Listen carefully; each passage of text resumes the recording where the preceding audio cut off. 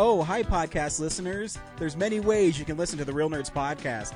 You can subscribe on iTunes. You can also subscribe on Stitcher Radio. You want to send us a Twitter message? You can do that. It's so easy, at Real Nerds. Like us on Facebook, Real Nerds Podcast. You can visit our website, realnerdspodcast.com, where there'll be a lot of articles for you to not only read, but to listen to our previous shows. Do you like your stories told through pictures? Then you can also follow us at Real Nerds on Instagram. You can also call us, 720-6nerds5.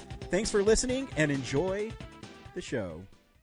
Hi, this is Ed Kramer, CGI artist from Industrial Light and Magic. I worked on the Scarabs from The Mummy, the Rock Monster from Galaxy Quest, and you are listening to the Real Nerds Podcast.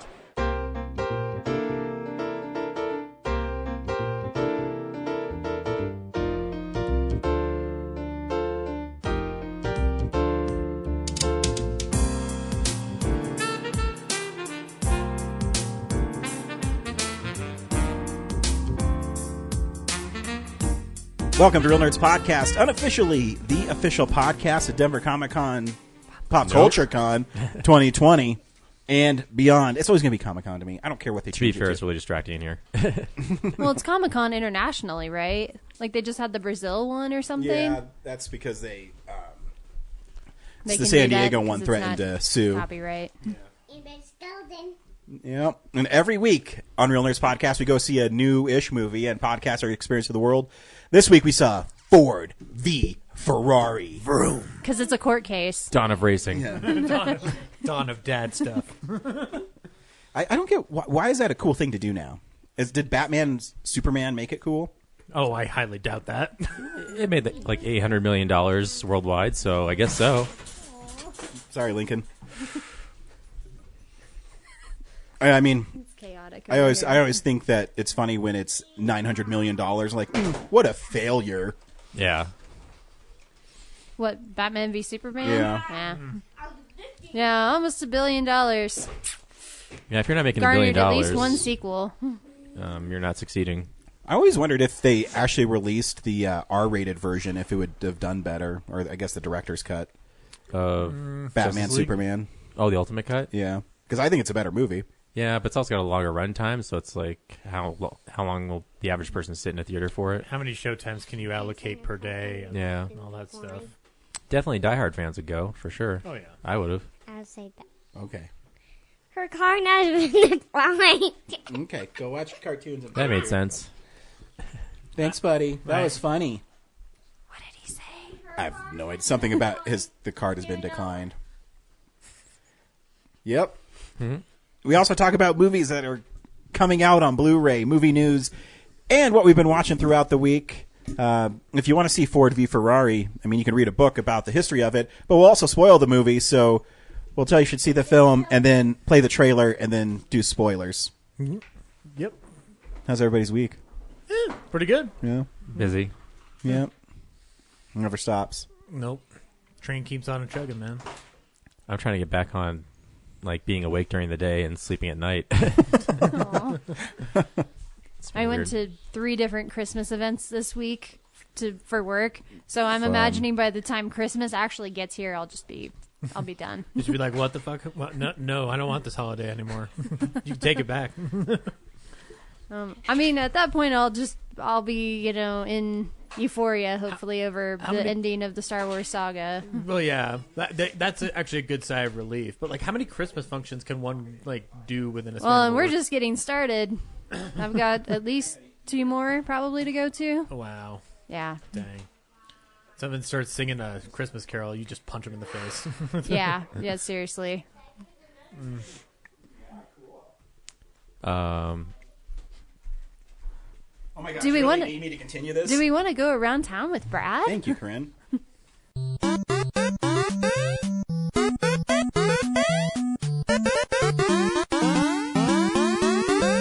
This week at the Esquire, the midnight movie is Friday the 13th, the original. Yeah. Show that one a lot, huh? Because it's literally Friday the 13th. That's right. Yeah. December Oh, yeah, it 13th is. and 14th. Check that out. That'll be fun. I'll have to check it out. I haven't seen any Friday the 13th movie in a theater since the remake. So Yeah. Another one's coming down the line. Who Framed Roger Rabbit is later in January. Actually, I think it's the first weekend of January. Actually, never seen that movie. Oh, that should Maybe be on your I should Catching go Classics. for Yep. Catching the Classics. They're also episode. doing The Shining again, so Ugh. I haven't even seen that movie, and I'm already tired of it. yeah. So other than that, you can go to the Bug Theater and watch Santa Claus Conquers the Martians. It's a lot of fun. I saw it last Friday. Yeah, it's fun. Check out the Bug. you did some video work for it too. I did. Come and watch Brad's wonderful art. Speaking of which, you shot a really cool music video. Did I? Thank you. Yeah. Are you going to plug it, or are you just going to... It's not really a movie. You still shot it. I did. Did Mick G get a start as a music Michael video? Bay. Michael Yeah. Bay, yeah. Isn't Paul Thomas Anderson hanging out with Haim nowadays? Like, Yeah. filmmakers can do music videos. Yeah. So the band Rocket Surgeons hired me to do their newest music video for a song that they have in contention for the KTCL 93.3 Home for the Holidays. Mm-hmm. So whenever that shows up, vote for that song, so they can go to be a headlining performer at whatever holiday concert they got going on. Right on. The holiday spectacular of all time. Yeah. And then the music video is just kind of like coincidentally part of that. So we shot over like 3 days and a lot of hours, and they did all the production design, and I just showed up and filmed. So There you go. Perfect. and the edit's one of the best edits I've ever done. So Do you think it helped because you just showed up and shot it, and so you just had to focus on shooting and editing it? probably, yeah. Do you like editing or shooting more? In this case, I actually probably enjoyed the editing more, but in general, I don't really have a preference. Maybe shooting more because it's actually capturing the image. But this one, like, the editing had all those speed ramps, and I haven't done that a lot on anything. Yeah, it looked good. So it was really fun to see. Like, some of those just ended up matching the timing of the song. So it was just really fortunate. It worked out. So Sometimes when you're a genius, it just plays out that way. yeah. What can I I mean, say? as long as your shooting locations weren't problematic, like outside in the cold wind or in the sun, Yeah, going shooting behind the outside. clouds. Yeah. Shooting outside in the cold sucks, as you know. You were there. Yeah. Well, actually, I was in the heated RV the whole time, Yeah. so But Hey, this remember one, that episode of Real Nerds pod show when we made you lay in cold water for like 2 hours? yeah, totally worth it. And his immune system has never recovered. And that footage is gone, so totally worth it. aw. Almost got hypothermia for that show, and Yep, we lost it in the Universal backlot fire. so if anyone's working on technology that gets old data off of metal hard disks, keep working on that because I would like to get that footage back. Yeah. Please contact Bradley at 555. No, it's 303. Yeah. And then what was I gonna say? Oh yeah, the venue we had it was cool, but afterwards we just saw all these like opportunities that we missed. Like, oh, we could have put like these gold frames on the wall and the red curtains that we didn't get to do for the Bug. And but yeah, it's awesome. It's already got like 1,000 views on YouTube. So yep, Sweet. that's There what you I've been doing. Rocking it out, man. Yep. Now it's on to clearing off more of the queue. Getting Yeah. that Van Damme music video done, Blu-rays. So is it now complete? Like, we're finally getting that Blu-ray. Oh yeah, that's gonna happen before I die for sure. Just a question of when. Well, start getting some sleep so you don't die. Yep. Wait, I have one more documentary to make about JCVD-DV. They got that knob trailer to do too. I want that, like, more than anything right now at this point. Like, Yeah, me too. I was really hoping Ryan would be free this weekend. I could have shot some of it because we really need like a television studio to finish some of it, and we have like a small window to do that. So, yep. Well, here's hoping. And our film, The Doorbuster, is on IMDb now. So Yeah, on IMDb, on YouTube, on Facebook Watch, or whatever that's called. And, yeah. It's actually amazed how many people were actually watching it and responding to it. So Yeah. that's pretty cool. And like total strangers or just people you know? No, well, people we know, but like I've never known them to actually watch our videos and comment or or leave a nice comment at all. So. yeah, even like given the Facebook algorithm, I'm surprised it gets any attention at all. Yeah. Like, Well, I mean, Facebook doesn't make any sense at all. No. I can put like something stupid up there. And it's like 400 interactions, and then we'll like put our heart and soul into something. 20. Yeah. 1. Yeah, I mean, I don't know how. It's no different because I'll share stuff that you post, and for some reason it won't. Yeah. I don't know what the Facebook algorithm is. I don't know how it works. I mean, it's ridiculous that there are people, mostly women, who do like makeup tutorials and they get millions of views. It's like, congratulations, you told everybody how to blend for 5 minutes. But Corinne, how was I supposed to know how to do it unless that woman who was living in Arkansas taught me how to do it? YouTube is honestly so stupid nowadays. Yeah, if you post like an image that has text on it, it like hides it. So if you just post a photo that's just nothing without text, then it actually gets more hits. Really? It's frustrating. But I also see people like passing memes around, like constantly getting tons of hits. So I don't like why. I don't know. Yeah, it sucks. But thank you for watching it and commenting on it. Appreciate it because it's hard to do. Oh yeah. No, yeah, especially when I have to crawl like a dog through the snow. But Yeah, you bitch. I had to do it. You know what? It was my own fault that I had to do it twice. So Yep. Get it right next time. Once Be again, one take I'll Ryan, say, okay? that's never. I will never be that good. No. Either will I. Once Not again, as I will say the Seagulls gave an excellent performance. Oh, yeah. I'm so convinced by the emotion that they showed Actually, in their brief appearance. I'll say that considering the fact that what we're trying to homage, those seagulls do look fucking amazing. Like, They do. But yeah, fuck you, Christian Bale. Yeah. Nice trying to starve yourself so you can lose weight for this movie while we're just making Oscar caliber seagulls. All the time. Real news. It's real news. Oh, I know I have so many voices. Oldie McGeriatric over here. New York guy. Hey, yo, let's get into the real news. Southern guy. Y'all got that real news? That's all I got. God, we got like 2 dogs, a kid, and what about a Sylvester Southerner, Stallone? Well, you know, you just got to open up the window, I guess. Your house is so crowded right now. well, we had 2 deaths come literally today, so we'll just get those out of the way. Renee Auberjonois. Auberjonois. Sorry, I do not know how to pronounce French names. Passed away. Uncultured swine. Yes, I am. I envy you. You can speak a foreign language. I fucking can't. Me too. Wait, what's the other one? Je parle français très bien. And I can speak Spanish somewhat. Okay, right on. Cool. My grandmother can do that too. That's why you both are better than me. That's But just It like doesn't one take small much. reason. yeah, but Thank you, Corinne. but Renee was 79 years old. He was best known for being Odo on Star Trek: Deep Space Nine. He was also on Boston Legal. He was on Benson. Benson? Yeah, The chef in Little Mermaid. Chef in Little Mermaid, journeyman actor. He was also on Murder, She Wrote, Jeffersons, Outer Limits, L.A. Law, Stargate. Stargate? And he was on It's Always Sunny. So, but yeah, 79 years old. He will be missed. Saw him in Side person note. like 2 years Only ago by at his family. Starfest. And he was literally in the What We Left Ryan. Behind I doc. just keep going wasn't because he just keeps rambling and rambling. So I see if Sad. anyone. That's 2 actors that won't be in the DS9 season 8 Oh yeah, or season 9. yeah. They'll have to rearrange everything. I just want to point out real fast that I told you guys I watched Little Mermaid last week, and I forgot to mention that. So at the very beginning of the chef song Le Poisson or whatever, he just says a bunch of random French words. He's just like, Paris, Eiffel Tower. That's when Disney made gross caricatures of things. And boners in that movie. Wait, Disney cast Ryan as the chef? Totally. Pope boners. I'm like, this castle really needs some more boners on it.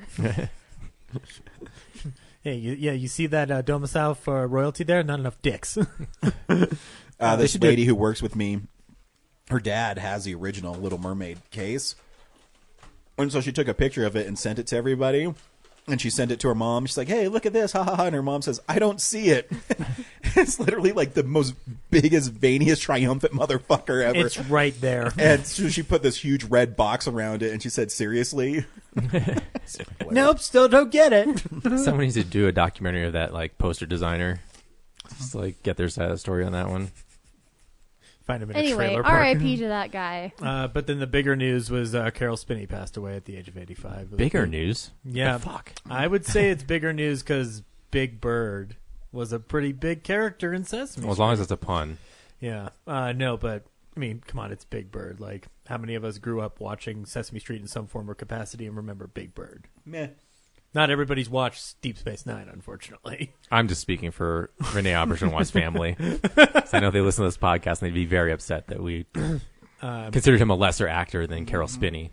But, I mean, they're both talented in their own way. Anyway, Carol Spinney, though, played Big Bird forever, and there was a documentary about him called I Am Big Bird, which is a wonderful documentary. I mean, I grew up with Carol Spinney in my life, like early childhood, so this is a sad loss. But he wasn't just Big Bird, though. No, he was a bunch of other characters, but that's like the key one there. He wasn't Barney, was he? No. Okay, good. No, if you read every BuzzFeed article in the world, like that's apparently like the guy who played Barney owns a tantric sex operation, so whatever. Oh, that's right. No, he also played Oscar the Grouch. So That's what I was going to say. I'm waiting for Oscar on that one. yeah, but yeah. Who deserves a movie in the style of the Joker? Wait, I love that SNL skit. That actually is a fun SNL bit in a world where SNL bits aren't that funny anymore. I would legitimately watch that movie. Yeah, it's fun. But yeah, 85, Carol Spinney will be missed. Yeah, man. It's I don't know who they got to replace Big Bird. It's time for him to fly home. We got like a shit ton of trailers. Where to begin? I mean, earlier in the with week. the most important one, Zach. Okay, fine. Wonder Woman riding lightning. That's pretty awesome. Oh, okay, all right. I haven't had. How does it feel? That dun, dun, dun. She's like riding lightning. That's pretty dope. Yeah, Movie looks fun. I haven't had a chance to watch the trailer yet, so thanks for spoiling for me. Yeah. We also got another trailer. For Steve Trevor's also in it, in case you didn't know, wearing a fanny pack. but he's dead. But he died. And he thinks that trash cans are artistic. Yeah. And his character poster has a fanny pack on it. It's pretty awesome. Right on. Cool. We also got another trailer for Mulan. I think the movie looks cool. Yeah. Looks like it'll be fun. I think it's one of the most underrated Disney movies. I'm definitely going to see it. It's a good animated film. Yeah, absolutely. We got a new trailer for the new James Bond movie, No Time to Die. That looks like a lot of fun, actually. I'm actually very excited for this Bond movie. And I'm not the biggest Bond fan in the world, so and I'm surprised that Christoph Waltz is back, so cool. Right on. So there's something for me in there. I don't get surprised because, I read casting news. Well, I read cast listings and they didn't say that he was on there. And there was no article that said he's going to return. There was every article that said he wouldn't return. So I guess you get better news. And you just don't know if he's going to appear in like a flashback or something. Well, I mean, or just in old I still knew he footage, was gonna be in reused it. footage or something. I mean, the director said he was. Okay. The last article I read said that he wasn't returning. I honestly don't care. And then the last one that Why do you not like James Bond? I like James Bond. Well, you had I was like just the getting super tired. like hardcore eye roll. You're like, fuck James Bond is what that looked like. Fuck him and his British. You love British things. I thought you would love James Bond. I love Casino Royale. And then Quantum of Solace, it is what it is. And what were the other ones? Skyfall's amazing. I mean, the fact that like the last movie pointed out how obsolete the character and the concept of Bond is, it just I'm like, why should I be invested in a character whose own universe acknowledges that he's obsolete? Because you can go watch because he has a go license watch to kill. Mission Impossible. It's a way better movie. Yeah. I'm not going to argue with you. I would watch MI6 again over what was the last one, Spectre. Yeah. I mean, I think that Daniel Craig James Bonds are the best ones. I think the other ones are ho hum. It's just a bunch of set pieces strung together with a threadbare plot. Yeah, well, it's an Ian Fleming novel, but the Casino Royale didn't feel that way. Well, you had a type group of people who were really trying to get that thing back on track. But I really judge my James Bonds on the Bond girls and how pretty they are. Oh, of course, that's the correct way. Remember when that was a thing during the Pierce Brosnan ones? God. Oh yeah, they're like Halle Berry, all the way through. Denise Richards. They kind of went away from that in the new ones. You notice how those names don't pop up in other casting listings as the years have gone on? It's probably Halle Berry has. Well, Halle Berry. Halle Berry's awesome. I guess Famke Jameson too. But, Yep. She does a lot. She acts in X-Men movies to support her directorial things on independent movies. Because she gets paid so much money to do those, she can use it to make movies. Very nice. But I mean, Corinne, have you watched Fleabag on Amazon at all? I have not. Is Phoebe Waller-Bridge, like, she helped co-write I know this, what it is, yeah. She helped co-write No Time to Die, so I'm very curious to see what she does with it. So if anything, it's less of interest in Bond to be like, oh, they put her on this project? I want to see what this is now. And then the last trailer, we got a trailer for Black Widow. Looks fun. Yeah, looks like a lot of fun. I'm down. David Harbour putting on I'm not familiar with what kind of suit he's wearing or whatever it's. He's a Red Guardian. I mean, they've changed it a lot. I'm not as well versed in that aspect of Marvel, but I know the Red Guardian, I'm pretty sure, is a bad guy in the movie. I mean, in the comic books.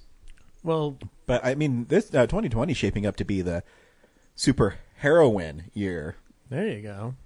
Yeah, you thought Captain Marvel was ushering in a new era. Wait till you see 2020 and the fantabulous emancipation of one Harley Quinn. Yeah, that trailer looks. Oh, the trailer's awesome. I cannot wait for that film.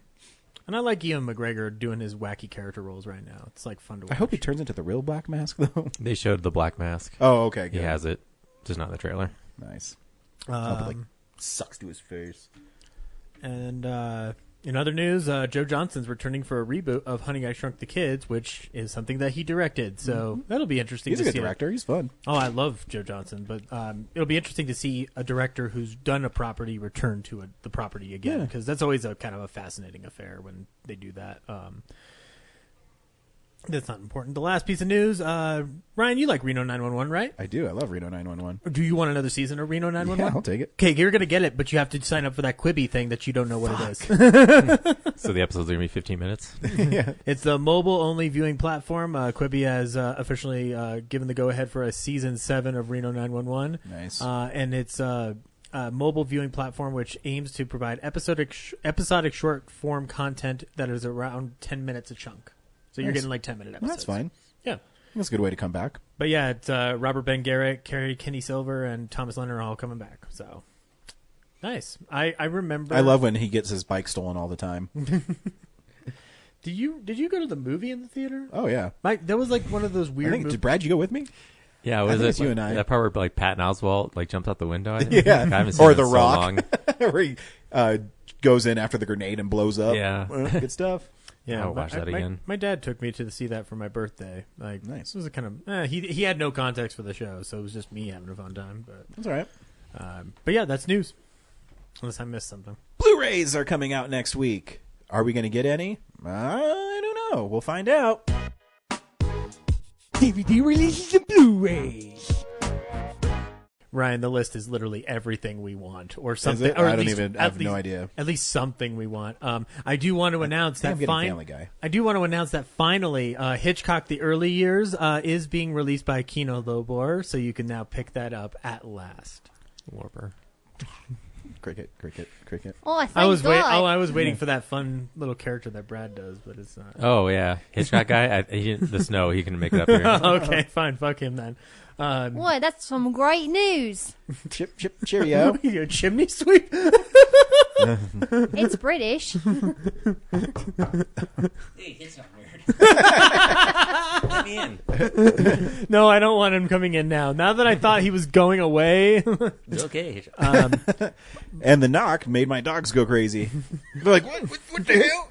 Get the fuck out of here. More crotches to sniff.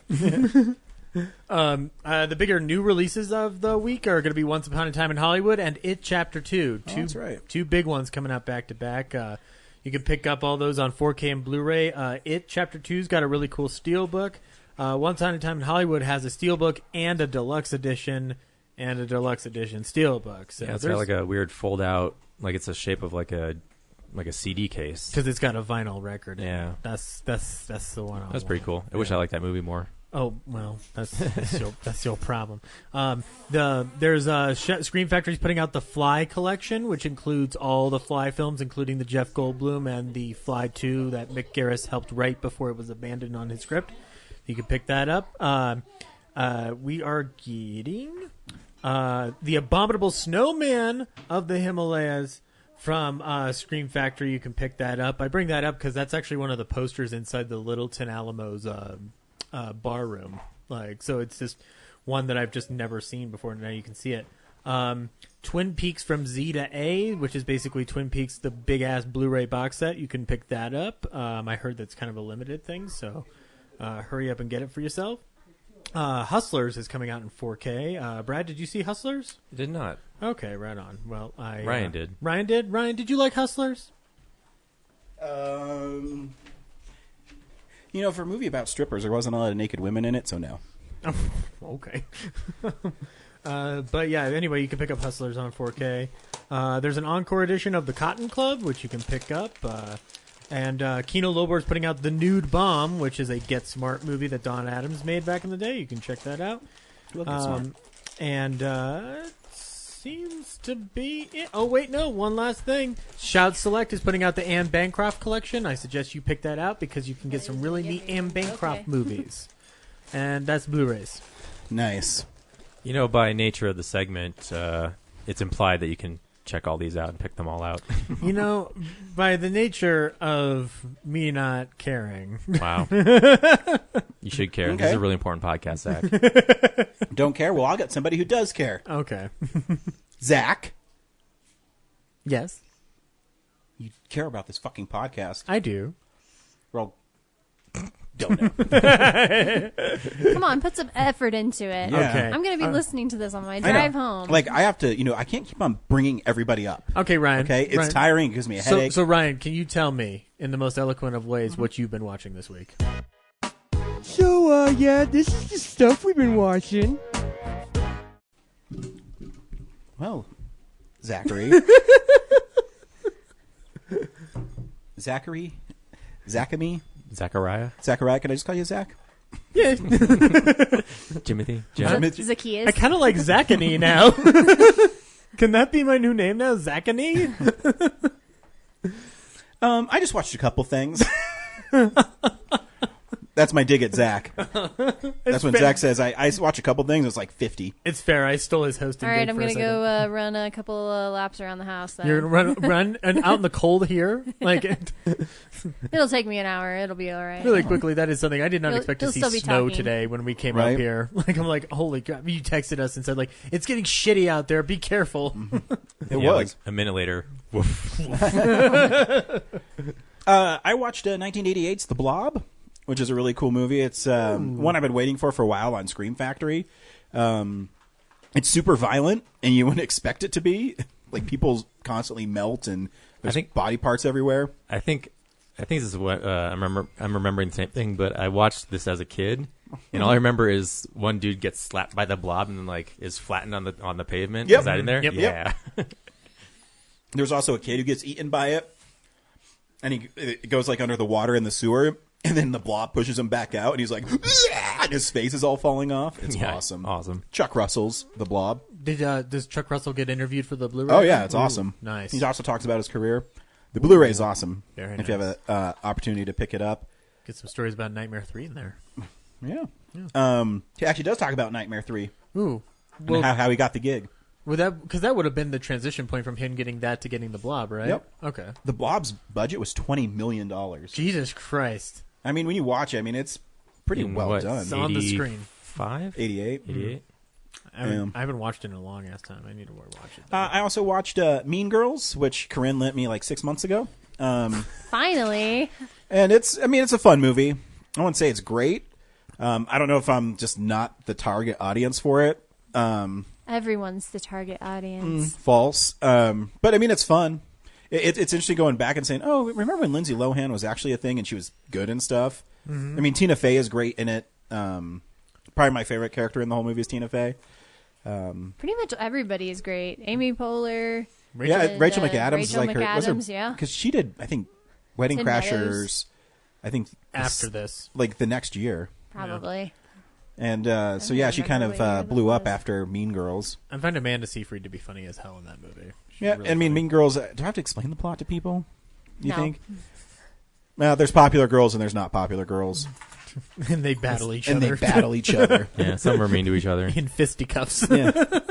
You can. There's a whole box of them if you want some. You know what? I take that back. One of my favorite characters in that movie is Tim Meadows. Tim Meadows is really Tim good. Meadows is good. Tim Meadows is good. I'll give you that. I mean, the movie's well made. It's fun. No. I just, it's there. Yeah. It's so fetch. Oh yeah, like totally fetch.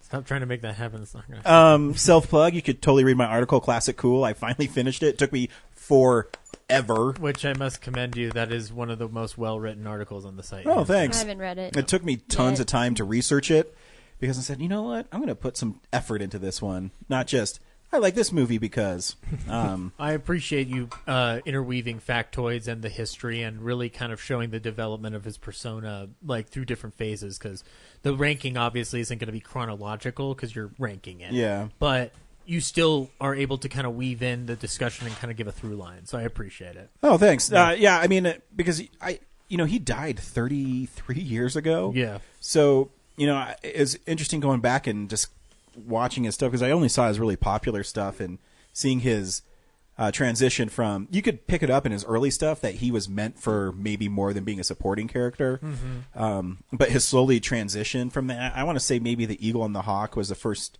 really early movie of his. When I said, yeah, this guy can do it, because he did The 30-Day Princess before then, and it's a cute movie, but The Eagle and the Hawk is a movie I tell everybody to see if you want to be surprised. It's a World War I pilot movie, but it deals with post-traumatic stress disorder and what the pilots go through, because a lot of people don't know, back then they're in biplanes, and so it's a lot more personal. And Frederick March is he's this pilot. He's the best pilot in the Royal Air Force, and he's killing all these people. And everyone, he's getting medals for it, and he doesn't like it because he's also losing gunners, which is the Hawk. So the Eagle is the flyer, and the Hawk is the gunner. And Cary Grant is the best gunner in the Air Force, and they're just shooting people down left and right, and it's really affecting him. And then when Cary Grant and him have a huge blow up, he takes this really young 19-year-old kid up and he dies, and he shoots down the ace pilot for the Germans, and it's a 19-year-old kid.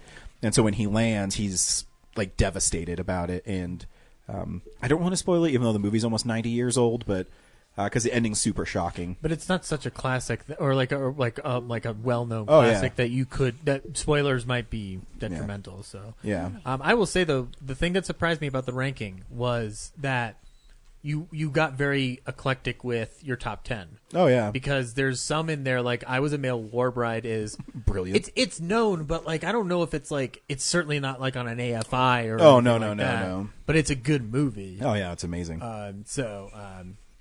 Which I finally did watch it after you watched it. It's amazing. Yeah, it's pretty funny.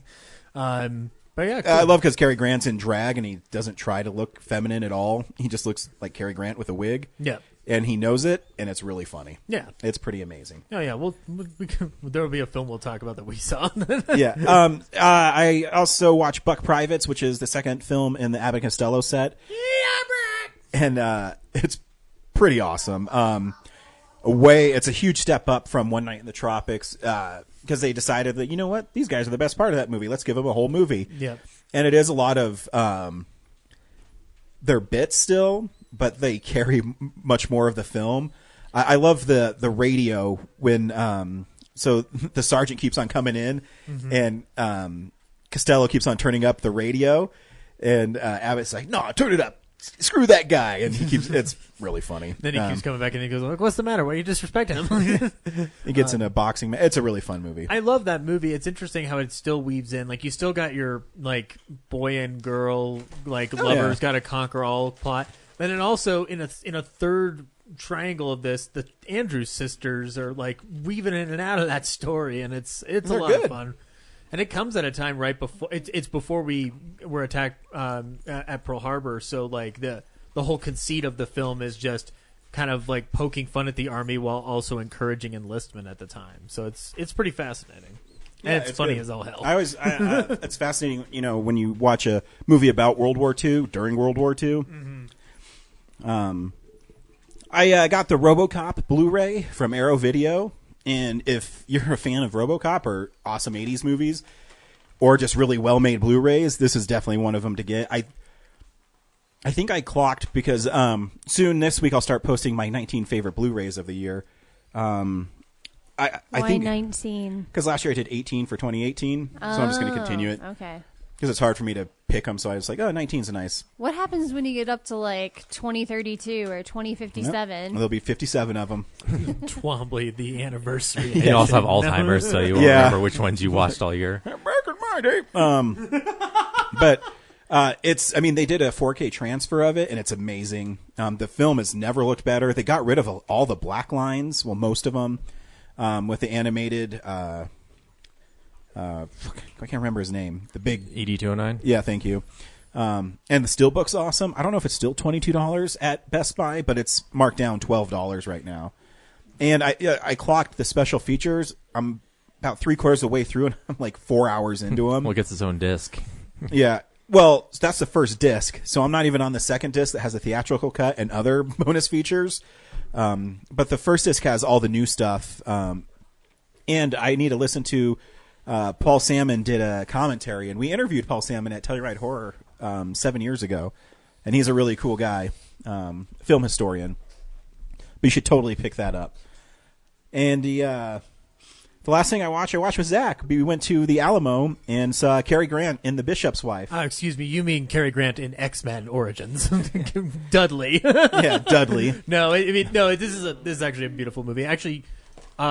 Before we chat about it really quickly, Ryan, I wanted to let you know I posted a picture of us going to see, or my tea prior to going to the movie, and my uncle texted me something that I had no idea about, which is apparently my grandfather really loved that movie. Oh, nice. It's something we'd never talked about because we always chatted about Casablanca and stuff. So, but I'm glad I revisited it then around this time of the year because I had seen it before, but I did not pay attention to it, but you had watched it more recently than I did, yeah. So. It's interesting too because one of Brad and I's mutual friends, Matt Spear, is this hardcore Republican gun-toting, like I hate everybody, and he posted, "The Bishop's Wife is my favorite Cary Grant movie." I go, really? Because it's a really good movie, but you don't expect someone like that to love that film because it's really heartwarming and like. I don't know how to put my finger on it, but like Matt, like I can't. I don't know. He doesn't seem like the kind of person that would like that kind of movie. Well, I think the movie's got a universal message of kindness and good feeling, and I think that message can universally translate throughout, regardless. Oh yeah, originally Cary Grant was cast as the bishop in it. Yeah, and when he read the script, he says, "No, I want to play the angel," which makes much more sense because Cary Grant is. That charisma needs to come through in that character in order to sell that story. Because, one of the most fascinating... Because the last time I had watched it was years ago when I was comparing it between that and It's a Wonderful Life because they came out in the same year. And they're not the same story, but they tackle similar... it was a year apart. No, it's 1947. I'll look it up. I thought it was... I'm pretty sure that 1947... No, I think Bishop's Wife is 48. 48? I could be wrong. I think it's 48 though. But anyway, they're relatively within the same time period. But It's a Wonderful Life fails at the box office, but this one was relatively well received. So I think it's easier for people to get behind this one. Where A Wonderful Life, is an amazing movie, but it tackles more dark subjects, and this one is hey, you don't even realize what you have. And I was telling Zach when we were watching it. A little tear comes in the corner of my eye when the bishop is telling. So the whole movie is he's trying to get money to raise to make a cathedral because he thinks that's what he needs, a really grand cathedral. But the problem is that he's got a lot of things interfering with it that compromise his principles. But the most important thing that Cary Grant makes him realize as Dudley is it's not the cathedral is important to you; it's what you have already in your life. You have. A small church, yes, it's small, but people love that church. You have a wife that loves you. You have a daughter. And so when Cary Grant starts going on dates with his wife, and she tells him how wonderful, Dudley is and things like that. And anyway, so there's this come to Jesus moment at the end of the movie. Yeah. Hey-o, where he's explaining to Cary Grant's Dudley that he says, all I want is what you had with my wife, or basically telling him that I'm happy with my wife. And Cary Grant does this one little thing that's why he's such a great actor. He goes, like he just finally got it. That's the whole point of the movie is be thankful for what you have. And it's not. And he's like, well, I'm out of here. Yeah, he's like, I've done my part. Yeah, he's just like, the work here is done.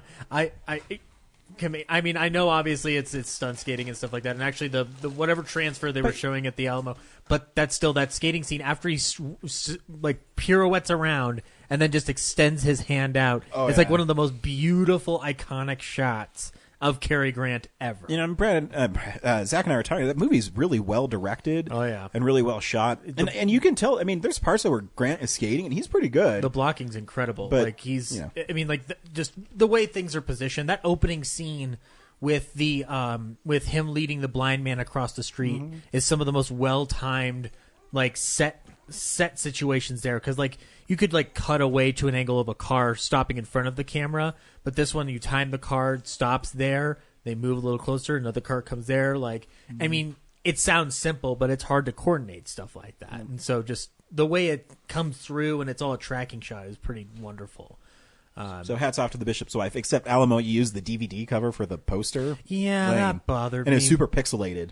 But I don't think they were expecting a huge crowd, so I guess that's why they just didn't care. But hey, there's 15 people there at 4 o'clock on a Friday. I think that's a win. I mean, that's more than I ever expected. Not because like the movie's not popular, but it's just kind of like a weird time, right? It's a weird time, and it's technically still in the middle of the work period. So, but yeah, but it is a Christmas movie, and it's most Christmas people who time. enjoy that movie are retired, so they're around at 4 o'clock on a Friday. That's true. Oh my God, Ryan, we're retired. Stay off my lawn. Zach, what else you watch this week? I just want to What? interject. Tickets aren't 50 cents anymore. For the record, It's a Wonderful Life, release date January 7th, 1947. And The Bishop's Wife, release date is February 16th, 1948. Boom! In your face, Zach. Okay. I actually, I just looked it up when I'm a I dog in watched this The fight. Bishop's Wife a couple months back or whatever. Fair Also, enough. that taxi driver is hilarious. Oh, yeah, Sylvester. Oh yeah. Oh, yeah, Sylvester. The best character named Sylvester who isn't a cat. It still is strange though that Ryan brings up a wonderful point where It's a Wonderful Life deals with darker themes, but like they still deal with like the angel element and whatnot. So I guess clearly, Cary Grant's persona is able to sell things way better. it is. Because I kind of wonder, if they borrowed elements from It's a Wonderful Life, or is It's that based on a was just book, I think. coincidence? I could be Yeah, wrong. but no, it is. But Corinne may have a point in terms of just borrowing the elements of just what I get what worked you're in saying, It's a yeah. Wonderful Life, but what doesn't work, and then kind of set at Christmas, angel interferes in a downtrodden man's life, yeah. And I mean, Cary Grant's super handsome in that movie. and has Jimmy Stewart and Cary Grant respectively, both of whom were big stars at the time. Oh, yeah. Well, one's who Hitchcock wants to be, and the other one is who Hitchcock is. Actually, I'll also say that if you took that movie and just called it Cary Grant Does Angel Shit, it would still sell as many tickets as it did back then. Just don't let it happen again. Yeah, exactly. I mean, it's a wonderful film, and the fact that my grandfather loved that Well, much that's is awesome. a testament to his ability to have good taste. But I mean, I think we should bring The Bishop's Wife back into popularity. Done. I'm tired of all these people hyping on It's a Wonderful Life. Yeah. It's it's a good movie. I'm not saying we can't talk about it, but let's dial the hype back on that, and let's talk more about The Bishop's Wife. Let's have Yeah. a 24-hour marathon of that movie every Heck year. yeah. Just want to see his beautiful face on TV I more. know. did you have any more, Ryan? Nice. Oh, I okay. turned it over to you. Oh, yeah, fair sorry, enough. Zach. No. I interrupted. No, you're all good. Not a whole lot. I started my Star Wars prep this week by going through the prequels. I hadn't watched them in 4 years, and yeah, they're the prequels. I mean, I don't really Revenge have... of the Sith is awesome. Yeah. Probably the best prequel. What? That's the thing. Yeah, I I'd agree with I that. absolutely agree with you in terms of just keep captivating my interest and just telling an interesting story. I had not watched them though on a 4K TV or a Blu-ray or a 1080p TV. But from my point of view, they all are in 4K. Hate sand. Just gets everywhere. I hate you. You were the chosen one. No, that moment's pretty awesome. Yeah. I think that moment's really great. There's moments in that fight that are amazing. I love when they both use the lightsaber and they're doing the same moves because they've trained Obi-Wan's trained They're Anakin. so in sync. That's an amazing moment. If you're not with me, then you're my enemy.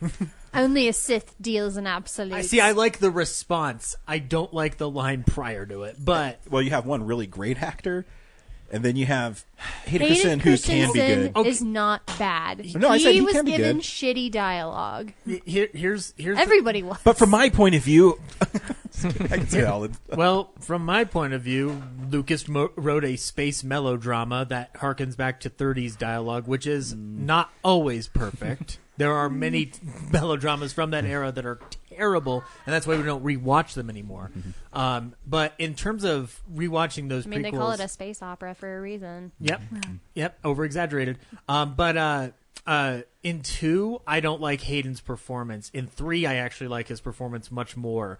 Because he just seems more relaxed. In 2, it looks like he's doing a James Dean impression, and I never really realized that until it's like he's doing Rebel Without a Cause or East of Eden. Like he's reaching off of those like pauses, like it's Obi-Wan's fault. He's jealous. He's holding me back. You just keep going. Go. My joke's Actually, gone. My joke's gone. Keep going. Actually, the best prequel is the CG Clone Wars series, but okay. Yeah. I didn't watch them. I didn't watch them all. You should. Oh. But yeah, no. I mean, I will say though that the special effects on Episode 1, I finally any spell that was on there was broken for me because I mean Jar Jar just looks terrible, and the CGI environments at the Battle of Naboo just I could finally start seeing like how this looks like a CGI from the 90s clearly, but it held out longer than I ever thought it would because I watched that film as far back as like 4 years ago or 8 years ago and it looked okay, but the first time that I noticed it just looked like terrible. I feel like there are slightly more practical sets in Episode 1 than there are in Episode 2, and definitely there Episode are as you 3. can watch the special features. I watched it. Pretty I evident. mean, it's like every shot in 2 has like a green screen element in it. In rewatching a documentary on the prequels, they said that there was actually way more environments in 2 and 3 than people realize. It's just that there is a lot more green screen by comparison. So like he never stopped using the practical. It's just like at some point like stuff got way more overwhelmed. Basically, anytime they're on Coruscant or what was the ocean planet, Camino. Oh yeah, yeah. I mean, like Tatooine is definitely real locations, but and remember, if they want more troops, it will take more time. I don't know if Geonosis. I mean, the factory is definitely CG, but I don't know if the arena is practical in any way.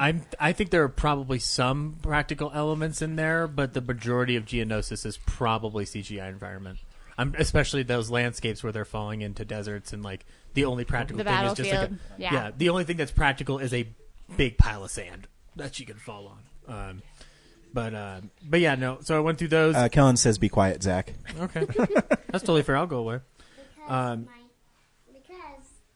Because I can't hear the TV. Gotcha. Yeah, he needs to watch his dumbass YouTube channel. Is this the one where the kid opens presents or something? No, so this is a new one. It's Jillian and Addie. It's called Baby Teeth 4, and it's these girls and they go, "Addie, what's that over there?" Beat, cut. "I don't know, Jillian. Is it a pumpkin?" Beat, cut. "I don't know. Let's go check it out." Beat, cut. "Is it really a pumpkin?" Beat, cut. Yep. Did you just describe Probably something the that is unicorn worse better than the writing. prequels? Because I think you just did. The prequels aren't that bad. No. That's worse than the prequels by comparison. Like, yes, okay. Let's see. I went back onto the Hitchcock study bandwagon and I rewatched Strangers on a Train, and that movie still fucking rocks. Robert Walker and Farley Granger are just incredible to watch in that movie. Specifically, Robert Walker, just his unhinged, like when he reaches out to strangle the old lady and just looks at Pat Hitchcock's character and just Spoilers. You haven't watched Strangers on a Train yet? Nope. That's a classic you need to watch. But yeah, I don't even know if I should pitch it to you. Just watch it blind. I'm not even going to pitch that plot to you. But you've seen Strangers on a Train, right? I have. It's great. It's wonderful. And I the opening shot of it may be one of my favorite Hitchcock openings because it's just cross-cutting of two different sets of feet approaching the same point of the train station. It's just simple but beautiful. I loved it. But I'm getting back on the bandwagon. I got a couple more to rewatch before I record another episode, which hopefully will be with you. Oh, that's right. That's me. And then we'll be doing another one with Aaron Pendergast, where I believe we'll be talking Strangers on a Train and Shadow of a Doubt. So that'll be fun. Nice. And then the last thing that I watched was I saw Parasite at the Alamo prior to The Bishop's Wife. Talk about a weird double feature day. All right. Brad, did you already talk about Parasite at any point on the show? But you shouldn't, because I haven't seen it. I heard you can't. Yeah. Spoiled. That's what I said. I'm not spoiling it because you already told me you didn't see it.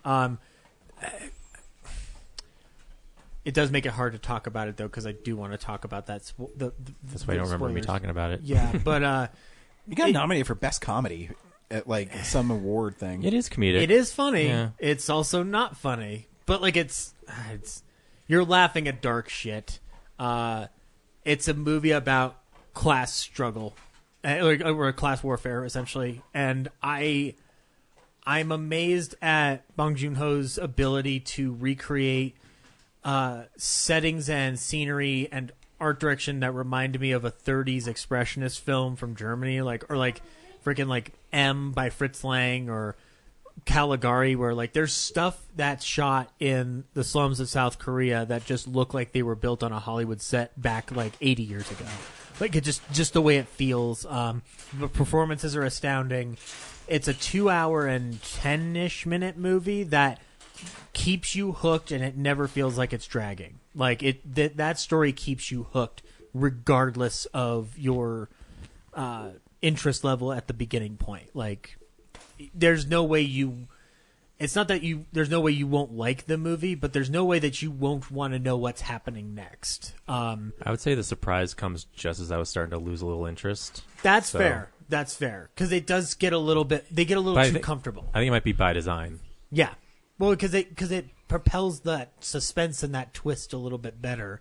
And once you get past a certain point, the tension in the room is always palpable. There's never a point where you're not on the edge of your seat.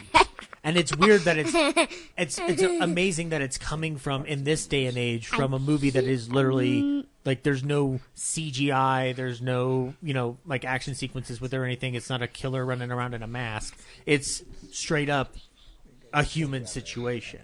But the tension is so palpable, and I appreciate when a film like that absolutely hooks you that way. So yeah, if Parasite is still at your theaters, check it out. That movie's incredible. It's one of the best films I've seen this year, hands down. And that's all I watched this week. Bradley isn't ready. Corinne? I saw 3 things. I've been playing the Friday the 13th game. It's a lot of fun. Nice. Killing fools. I'll probably never play the online mode again because online players are garbage. Yep. Holy shit. Was not prepared for that. But yeah, so the movies I watched, I got to see The Irishman at the Esquire. And yeah, if I hadn't seen it at the Esquire, I probably would have not made it through it at home. Because of just the length and stuff? It's just, it just forced my attention to be on it the whole time. Mm-hmm. I also had my phone buzzing off 20 times during the movie, so I wanted to check it more than I wanted to watch the movie at times. That's fair. But I didn't, obviously, because I was in the theater. Right. It's a good movie. Mm-hmm. The more interesting part was, is this actually based on someone's memoir? It is, but there's debate about whether or not this guy's full of shit or not. Yeah, because the most interesting parts are where they tie all these things in history to kind of one overarching Illuminati level. Yeah, within the Buffalino, their whole crime syndicate. Well, which seems totally plausible. Right. So that was interesting, but everything else seems pretty much like your traditional mob movie that you've seen before, especially from Martin Scorsese. So, and then the de-aging actually didn't look so bad, but also it was blown up and I was farther back. Right. So that actually might be a good way to watch. I just watched it up pretty close, and there was only one shot where it bothered me. Yeah, it's the one that the only one I really noticed it on was the one that they used for the advertising of it, where Robert De Niro's on the phone. Mm-hmm. So that's the only one that stood out as like, wow, that's clearly CGI. Right. Everything else was, and it was fun seeing Joe Pesci again in a role that's like really just kind of normal. Yeah, it's modulated, right? Yeah. It's not him running around with a friggin' knife stabbing people in car trunks. Like, yeah, he's not heightened. It's just he's probably the most down-to-earth measured character in the movie. Al Pacino as Jimmy Hoffa. Jimmy Hoffa, like, I felt really bad when he got shot at the end. Whoa, spoilers. Is that as Well, I guess it's not a spoiler that Hoffa's gone. Yeah, it's more of just like I sat through the movie thinking like, oh, this is a story about the disappearance of Jimmy Hoffa. it is because they haven't solved it. Well, and they're making like an idea of like, oh, this is what might have happened. Yeah, because his memoir it's contested. There are people who contest it, and the fact is that Jimmy Hoffa theories run rampant. So having an answer seems convenient, but you never know. For me, the movie was like the importance about whether or not it was true or not was kind of irrelevant. The point of the movie was more of like, what's the consequences of these guys growing old, and or like just what are the consequences of their lifestyle. Like Anna Paquin's character is very important because it represents the fact that he's despondent from his family. And also, like, I mean, I don't know if you noticed, but the movie's not that violent. Like, the violence is very distant for the most part. Yeah, it's as violent as any other movie. But yeah, it's that whole like growing old and amassing all this wealth from all these criminal acts that they've done and like alienating their families. Like, I got it. So the ending, which kind of goes on and on, of showing him just growing older and older, and then his family kind of abandoning him. I was kind of like, okay, I get it. Let's just wrap it up. It's been like 3 hours. So, but again, I was like really like, I got to find out if people are like wanting me to do edit changes. So, but otherwise, yeah, it was fine. It wasn't like the best thing I've seen all year, but it was. I would definitely only watch in the theater. Yeah, I'm amazed they kept it around as long as they did. That it's still there. Yeah, I know. Yeah. I'm very tempted to go this week with my dad because he wants to see it in a theater. He doesn't want to watch it on Netflix. Yeah. So. Actually, funny thing, I got there and the clerk behind the counter was like, "Oh yeah, you come to Midnights a lot," and then they rang up my popcorn and soda total, and it was like minus the ticket. It's like, "Oh, I think you made a mistake. You forgot to charge me for the ticket." I'm like, "Oh, you come here all the time. You're fine." Nice. So I saw the Irishman for free, but I didn't get a ticket for it, so now my ticket binder's minus Irishman for the year. So there's no proof that you actually... Yeah, except for the photos I took of me. So how do I know that he didn't watch it on Netflix and he's just fucking with me? Also, I lifted up the armrest at the Esquire, so I had like a couch. I just like laid sideways for 3 hours. It's pretty comfortable. That's why I used to do that for the AMC seats before they started changing them, like back at 10 years ago, when it's just like they still had that row line up and whatnot. Yeah. I was gonna say that if you end up watching again for whatever reason, like I'm curious to see if that CGI, how long it will hold up. Like if you were to look, like let's say like watch it in another 10 years after television's updated. I probably won't watch it again in 10 years. No, not the whole movie, but just like clips of it to see the de-aging and to see if it still works. It's always amazing things I was convinced that looked good 10 years ago don't hold up. Yeah. Anyway, the next thing I saw was Dial Code Santa Claus, which if you've been to the Alamo, sometimes they show snippets of it to advertise other movies, especially holiday films. So it's a French film where it's totally insane. There's this kid.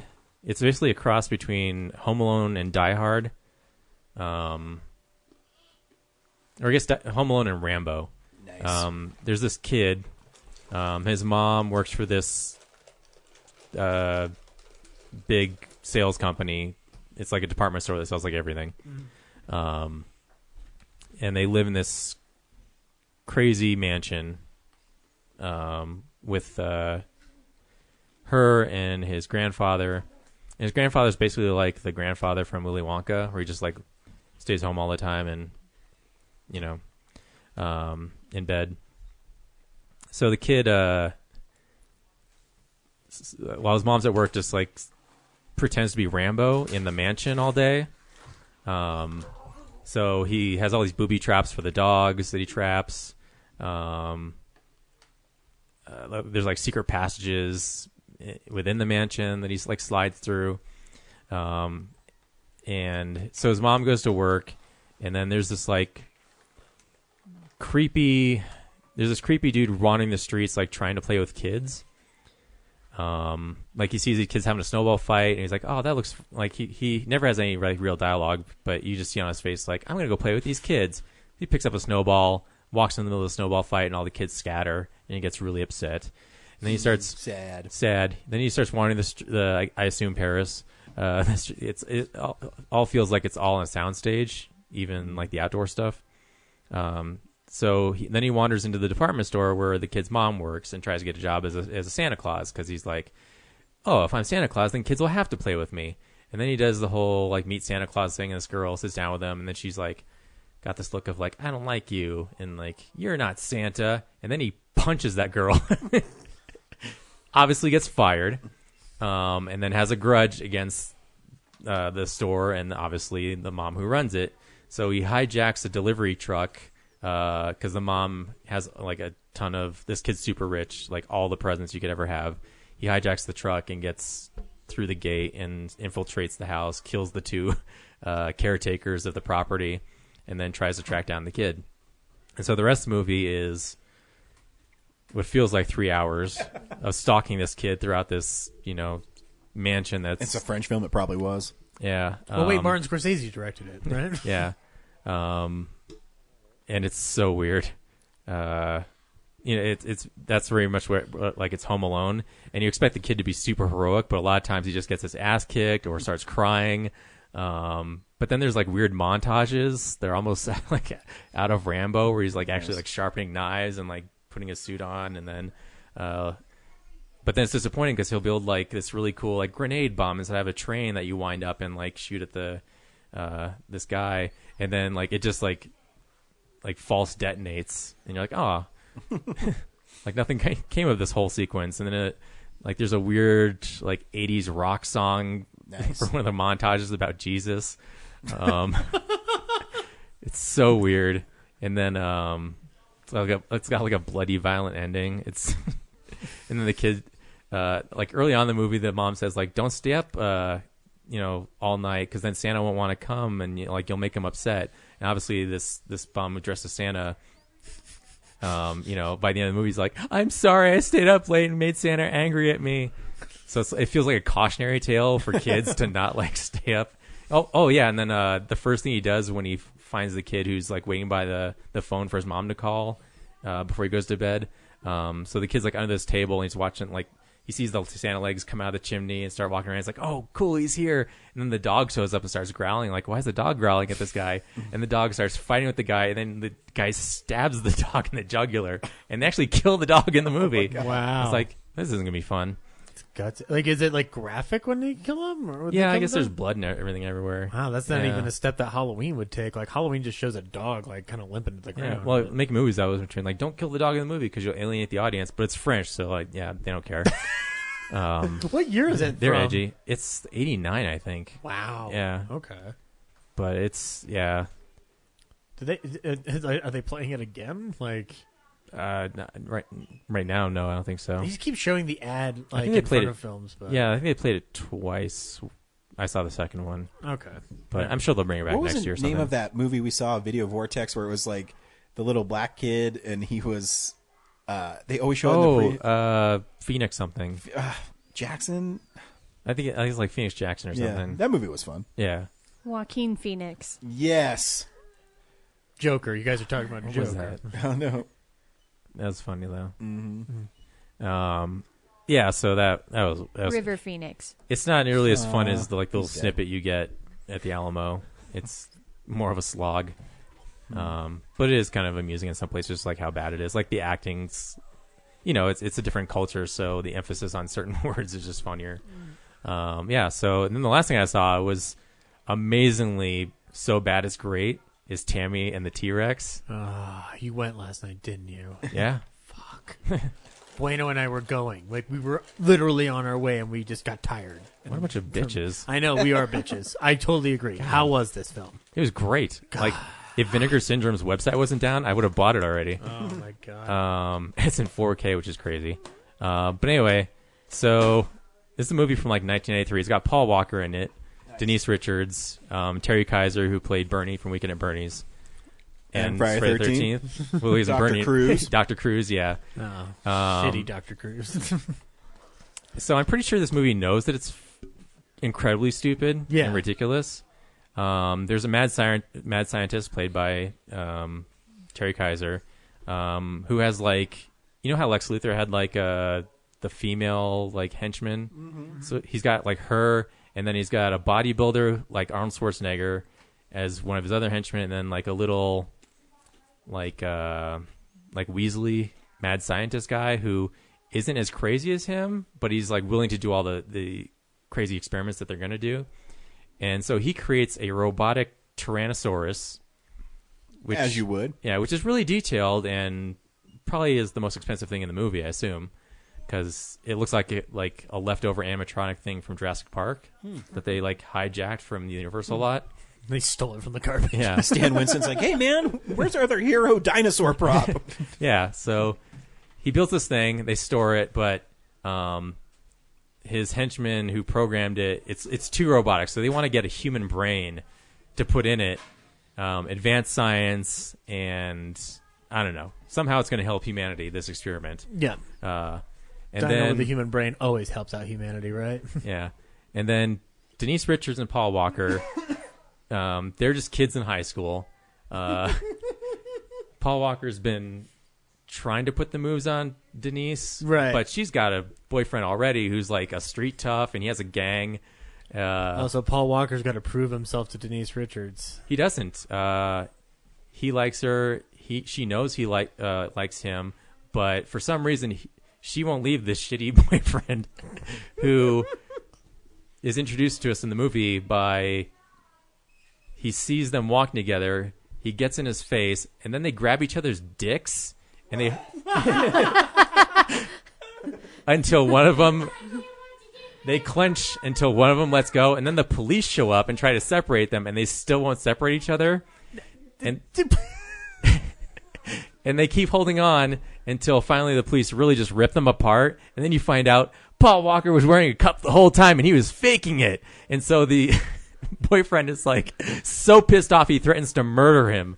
And they haul him off to jail to get processed, and then he's back out the next day. Man, you beat me a chicken. I'm going to kill you. But the whole fight was so traumatizing that Denise Richards runs off, and then later that night, Paul Walker's just laying in bed thinking about like how he blew his chance, and then she calls him, and she's like, you know what?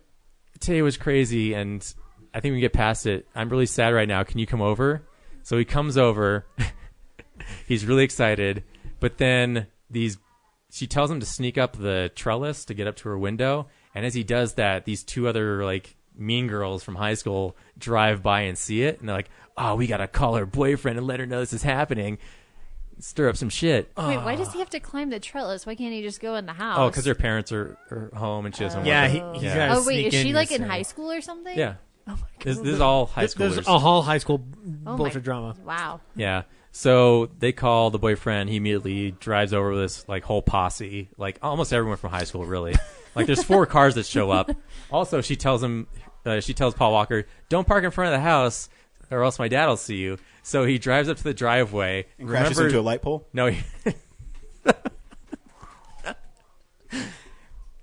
knocked it out of the park. That's a good one.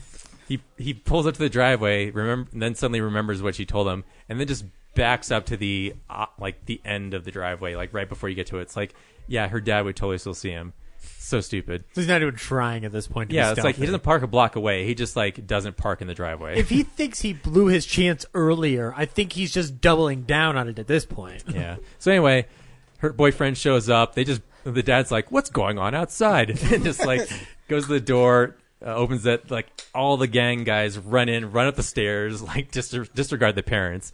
Paul Walker escapes out the window, but not fast enough to like get away. So obviously, they get to Denise's room. They're like, "What's going on?" Like, "Where'd he go?" like, you just missed him. And then he goes outside. There's this whole foot chase, but they chase him in cars. And then they capture him, throw him in the trunk, take him to the city zoo, and dump him in the lion pen. Yes. And there's like panthers, and a full-on lion mauls him. So then he gets carted to the hospital, and they're like, oh, he's in critical condition, but he's like, no scratches on him. He's just in a coma. And then Terry Kaiser shows up because one of the other doctors tipped him off, like, yeah, we have a comatose guy in here. Who might be useful for whatever experiment you're going on. Now the plot's coming together here. And Terry Kaiser's pretending to be like an up-and-up, doctor. So that's why he's able to get away with it. And he walks into the hospital smoking. Well, that would have been like okay at the time, like 93. I think they'd banned it by then. Really? Okay. Yeah. Huh. Anyway, so he puts on this whole show to like trick Denise Richards into thinking that he's actually dead. They kidnap the body, take it back to the lab, cut his head open, and there's like this extended sequence that's like out of RoboCop 2, where they have this like fake Paul Walker head dummy. And a bandsaw, I guess, or a jigsaw. So they transplant that brain, and they just take the brain out of, like, there's no brain stem or eyes attached to it. They just take this fake brain out of the skull and then drop it in this like jelly bowl, or punch bowl, and then connect a bunch of wires to it, and then the T-Rex comes to life, but it's still like booting up, so they store it in the back room. And then try to dispose of the body, but it comes to life too early and kills the two assistants, and then goes on a rampage and tracks down this like college party that Denise Richards is at, and coincidentally the boyfriend too, and just goes on a murder spree, killing all the gang members, and then it chases her home, and then kidnaps her and takes her to a barn on a farm somewhere. And there's a scene of like Paul Walker trying to communicate through the T-Rex that like, I'm Michael. And so it's like playing a charades game where it has like its two little fingers, and she's actually understanding it. She's like, what are you trying to, it's like Lassie, like, what are you trying to say? Like bark bark, dog in the well. And then the movie's also like really homophobic because there's this black kid who's gay, and then his dad is the sheriff. And the sheriff, he has these two bumbling deputies, like goofball deputies. And there's two instances where they make fun of his gay son. Like the two deputies say, like, I forget what it's in reference to, but they're like, don't bend over. And then also they try to say the F word while they're driving, and they cut themselves off. Like, we know we're not supposed to be saying this about them, but I was like, wow, that's not cool. The other one. It's a problem in Bill and Ted's Excellent Adventure too. So anyway, for the rest of the movie, Denise Richards and him are trying to find a new body for Paul Walker, because eventually they're like, oh, we got to get his body back. So they go to the funeral, which is hilarious. And they know the T-Rex is just like outside the cemetery, like watching everything go down, and everyone giving a eulogy for him. Is he at a distance? He's at a distance, but Denise Richards can see him, and she'll like periodically, while the pastor, whatever, is talking about him, she'll like look over at the T-Rex, and the T-Rex will be actually crying,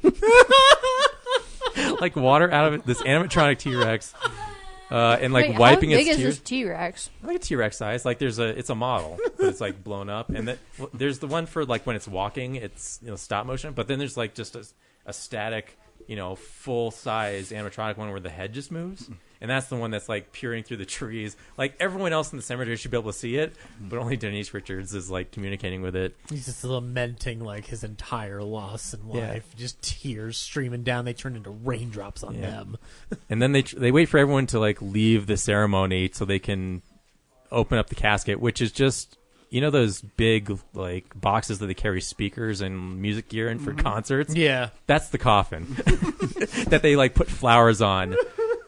So they open it up, and surprise, like his body is decomposing and has maggots all over it. So they got to go to the morgue and like steal someone else's body. And the rest of the movie is just trying to do that while Terry Kaiser's trying to track them down and get the T-Rex. And she falls in love with him as a T-Rex, and it's yeah, the acting is terrible and it's so goofy. To be fair, if Paul Walker were a T-Rex, I would have tried to come on to him. So, I mean, in a sense, it's accurate. Yeah. But no, this movie sounds ridiculous. I can't wait to watch it. It's like the Room level bad, but so funny. Oh, good. Yeah. So I assume he gets a new body at the end. Nope. No? Okay. Ooh, cursed to be a T-Rex forever? Okay, well, Does he die? It's not a movie you need to like worry about spoil. So they kill the the police show up at the barn and just obliterate the T-Rex by shooting it a bunch of times. Because Terry Kaiser shows up to capture him, but then I don't know, he wasn't afraid of the T-Rex at all. So Paul Walker just slices his belly open and all of his guts fall out. And the level of gore in this is like they're just holding the guts, so they just cut to it and they just drop the guts, and then he falls over. There's parts where like the head will come down and like grab the scientist and like rip the head off. This is also like the gore cut, so I guess the theatrical version wasn't this violent. No, because that's why they were doing this in the first place. There's one part where the street toughs hide under their car, and then the T-Rex just steps on the car and squishes them, and then the cops show up. They're like, "Oh man, that's so gross. Never seen anything this horrible." Yeah, it's so much fun. Like as soon as the website gets fixed, I'm gonna buy it. Nice. Well, it might be on Amazon too. So it's not. Oh, okay. Yeah. Yeah, you can only order it through their website. Yeah, it sucks that they had a Black Friday sale, and that's obviously over. But it would be nice to buy that while that was going on. Yeah. So. I was just wondering whether Paul Walker got an upgraded body. Oh, that's right. Yeah, no. So after the T-Rex is dead, they just cut away, and then the scene reemerges in Denise Richards' room, and there's she's talking to a video camera that's attached to his brain in the punch bowl again.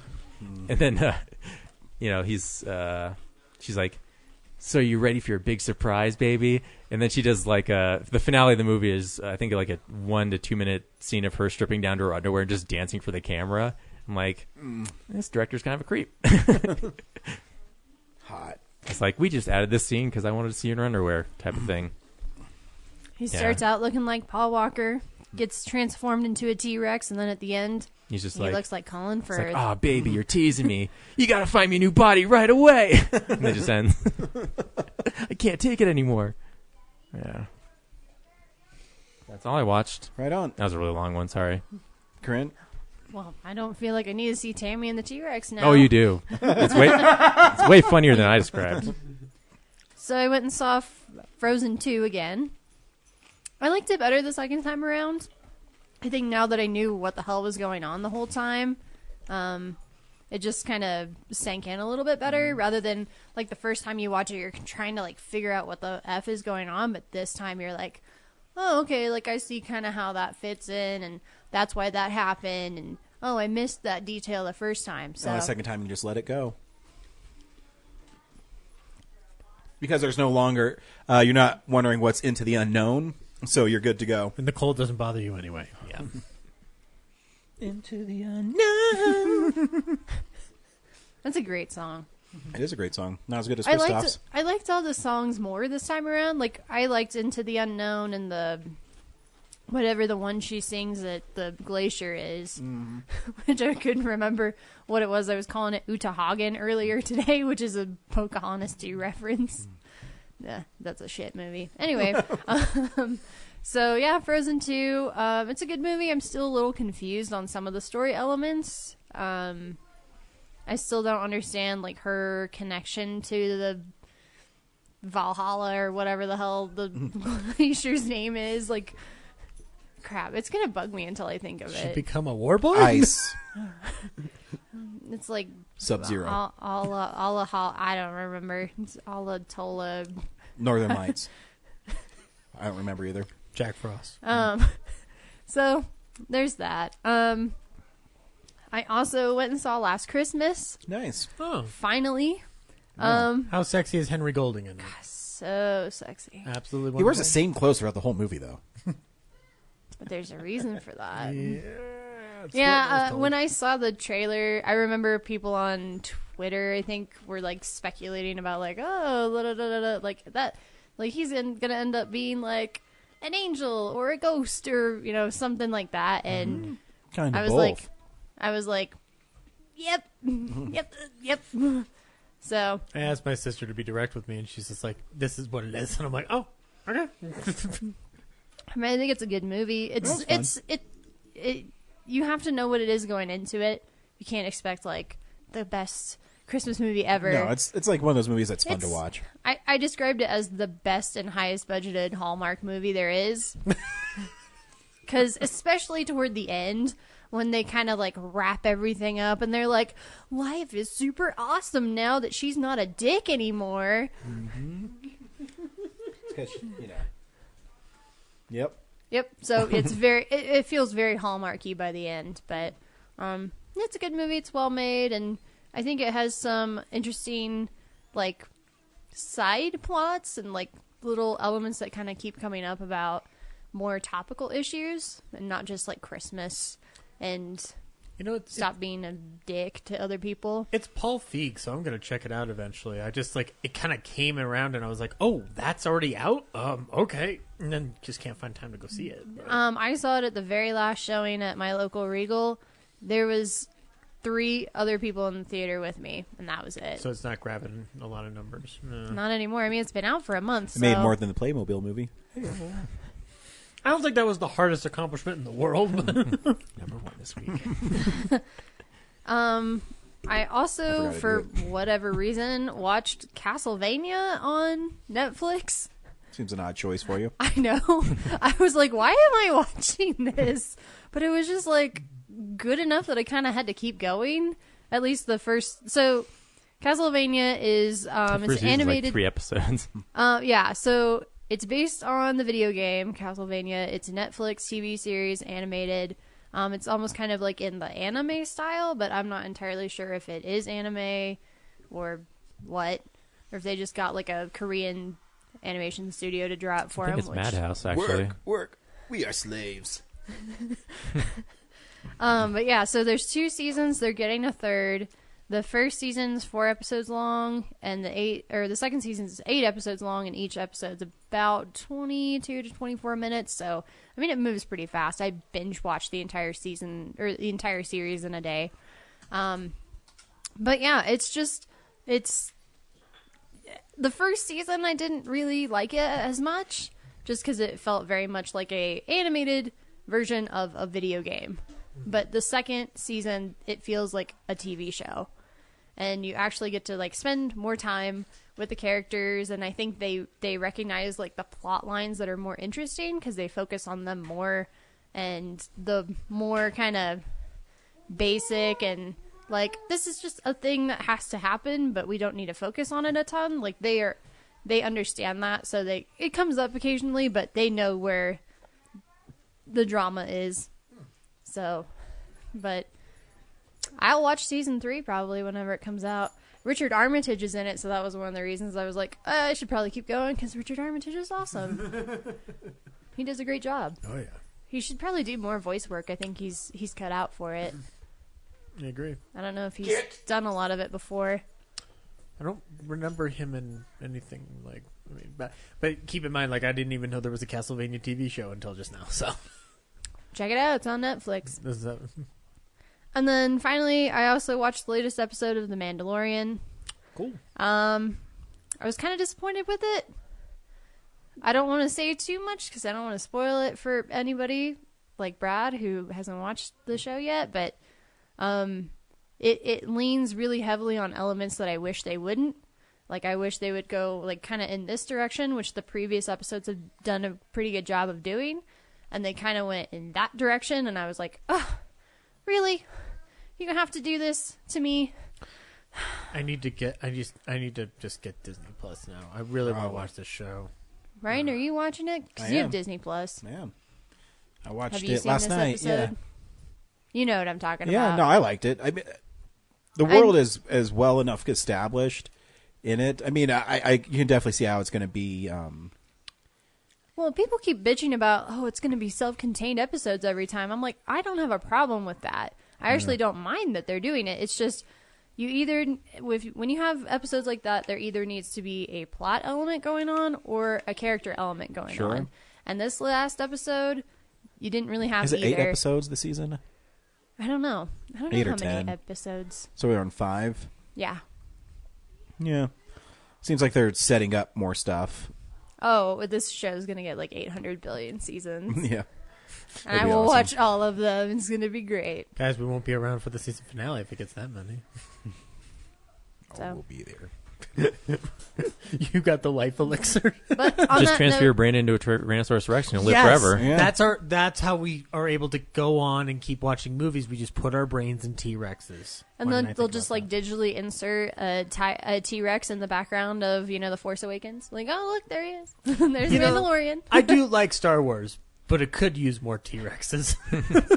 Everything can use more T-Rex. I like The Godfather, but it think could use a about it, T-Rex. like the new one, The Rise of Skywalker, it has like furry horses. Why couldn't they have like something that looks like T-Rexes but isn't? Space dinos, as long Space as they're dinosaurs, not, yeah. As long as it doesn't go into dumb world like the Transformers dinos do, or whatever the heck it is. Like I don't know. So I saw people the are- 4th movie. It's so weird that people are hung up on the like furry horses thing because there's like tiny bears already in the universe, I'm and not there's hung like up on it. I'm there's just like ram pointing it llamas. out. I'm just saying in general. Like Yeah. I've heard that criticism so much. Like space horses. Like J. James has ruined the series even further. But like who's bitching about space horses? It is a thing. people who reacted to the trailer. Yeah.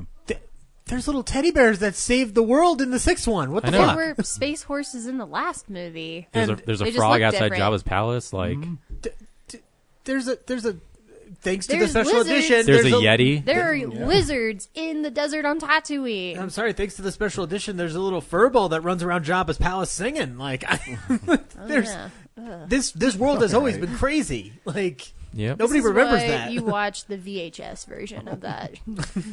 You don't watch the. Excuse me, the Max Rebo band from the original one is way better.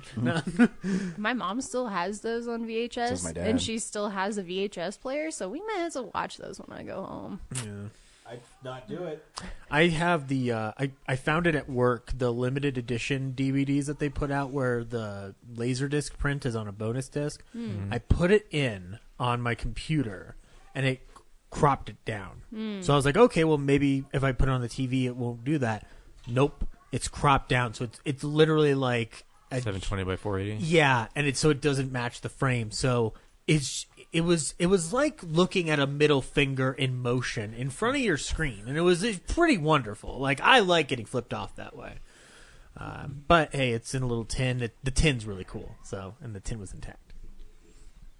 On that note, you should all go read my post on the Real Nerds website about whether you should watch The Mandalorian. Oh, Because Do you have to convince people to do that? well, I clearly have to convince you to do it because you haven't watched it yet. You have to convince me to spend money, and that's something I'm trying not to do. Okay. I want to watch it. Yep. I just Disney is going to charge me for it, and I want to move out of my parents' house. Maybe Ryan could put you on his account. Sure. You can log into mine if they let you. I do log in, like a blip goes off at Disney headquarters, like what? it. Fuck this guy. Call Netflix. We Check them got out how one. They're policing their usernames. We need that technology. Somebody with Mickey ears pulls out a gun. And I'm just like sitting there spinning my steering wheel. Trying to steal our shit. This week on Real Nerds Podcast, we saw Ford v Ferrari. Zach, should people see Christian Bale actually have a English accent for a whole movie? Yeah, sure. Go watch Dad the Motion Picture. That sounds like a lot of fun. I liked it. I wasn't supremely enamored with it, but there's a lot to love about it. I think Bale and Damon are really good in the movie. The story's interesting enough. I had problems with it, but like nothing enough to deter me from watching it again. So yeah, I wish I had watched it in RPX because it sounded like it would have been a lot of fun. But yeah, it's totally fine. It's totally a fine time at the movies if that's what you'd like to go see. Brad? I paid $4 billion for Star Wars. Don't steal my shit, you son of a bitch. I think I made a money. Yeah, I think I glowed over this movie a couple weeks ago. I don't really care about auto stuff and racing, but this movie made me care about it, so that's pretty impressive. And the characters I think are really interesting to follow, and that whole process of trying to be Americans, trying to win this French race, and all the pitfalls that go with that, and fighting corporate greed, I guess, or corporate, well, not greed, but like arrogance, I guess. Yeah. It's great. I wish I saw it in 4DX. Corinne? Sure. I mean, it's a good movie. I had a good time. I do feel like it is long and a little bit unfocused, at least from a writing perspective. But I think there are some great performances and visual effects, and it's a good story to tell. But yeah, the kind of first act is a little wibbly wobbly once you kind of get into the meat of it. The third act is great, though. It's one of those movies that I will rewatch again when it's on physical media and I can fast forward through parts I don't care about. That movie's pretty awesome. I mean, I really liked it. What was cool is I thought some of the shots they did for the racing, where it was really low and on the side, was really impressive. It's more impressive when you know that they actually didn't do CGI for that. They actually raced the cars. And I saw it at the Alamo, but it was cranked up, and you could feel it shake whenever the cars were zooming past. And yeah, it was. I mean, the movie I thought was really good. Yeah, it's like a smart Days of Thunder, where I love Days of Thunder. Where I like Days of Thunder because it's like super cheesy. Is it about a rivalry? I was going to tell you that's what we should name this episode. It's a rivalry. It's about a rivalry. It's not a. It is. It is. It's a rivalry. It's literally called Ford v Ferrari. Yeah, it's just you go like the way the marketing was. Like you go into it thinking it's gonna be a rivalry between Matt Damon and Christian Bale, but it's not. It's a little bit, but they've got tension, but it's not a really. rivalry. It's not a rivalry. Yeah, they're not really all. pitted against each other. Like Matt Damon's most of the time trying to support Christian Bale because Ford won't support him. But it's really it's a rivalry against Ferrari, but you don't see them a lot in the movie. Mm-hmm. So here's a trailer. Look out there. Out there is the perfect lap. You see it? I think so. Most people can't. Carroll Shelby. Maybe. Lee Iacocca, Ford Motor. Suppose Henry Ford II wanted to build the greatest race car the world's ever seen to win the 24 hours of Le Mans. What's it take? Well, it takes something money can't buy. Money can buy speed. What ain't about speed? You need a pure racer behind the wheel of your car. That's Ken Miles. I don't trust him an inch. We heard he's difficult. No, Ken's a puppy dog.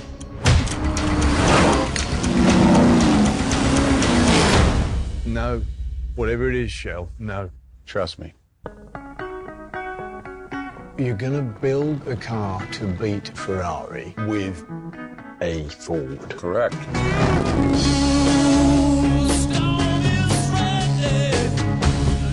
And how long did you tell them that you needed? 200-300 years? 90 days.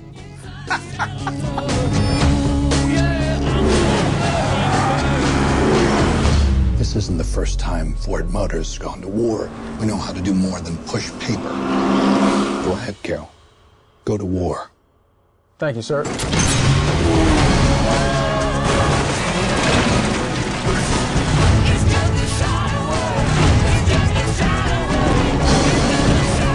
Do you think you can beat Ferrari? I can try. We're lighter, we're faster. When that don't work, we're nastier.